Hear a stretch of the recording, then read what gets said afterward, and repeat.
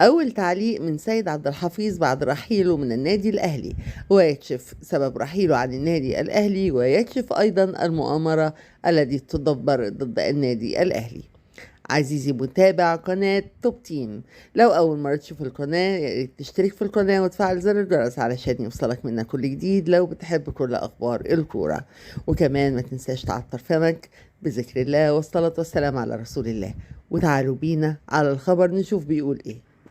بعد قرار النادي الأهلي برحيل مدير الكرة سيد عبد الحفيظ عن الفريق بعد البطولات التي صنعها خلال فترة توليه منصب مدير الكرة بالأهلي، صرح سيد عبد الحفيظ وقد أدلى بتصريحات نقلتها قناة بي إن سبورت القطرية، وقال: فترة من أفضل فترات حياتي كمدير كرة بالنادي الأهلي، وهي استمرار العمل في النادي الأهلي منذ كنت لاعبا في قطاع الناشئين ومرورا بتصعيدي للفريق الأول. وفي كل فترة من فترات حياتي بالأهلي كنت أبذل كل ما في وسعي للفريق، سواء كنت لاعبا أو مسؤولا كمدير للكرة، ودافعت عن الفريق وعن اللاعبين، وسأستمر في الدفاع عن الأهلي سواء كنت موجود أو حتى بعد رحيلي عن الفريق.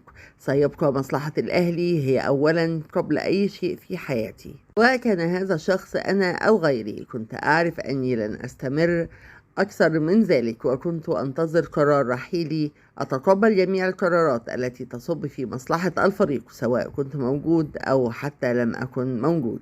الأهلي خلال فترة تواجدي كمدير للكرة تآمر عليه الكثير وتعرضنا لهجوم من البعض، ولكن لم نلتفت إلى كل ذلك، ونجحنا خلال الفترة السابقة وبشهادة الجميع أن يستمر الأهلي في طريق الانتصارات وتحقيق البطولات. وبكده نكون وصلنا لنهاية الخبر، ودي كانت تصريحات الكابتن سيد عبد الحفيظ بعد رحيله عن النادي الأهلي، وكمان كلامه عن المؤامرة التي تدبر ضد النادي الأهلي باستمرار. كنت حابب يوصلك كل أخبار الكورة، ياريت ما تنساش تشترك في القناة وتفعل زر الجرس عشان يوصلك منا كل جديد، وكمان دعما منك للقناة. كنتم مع توب تيم.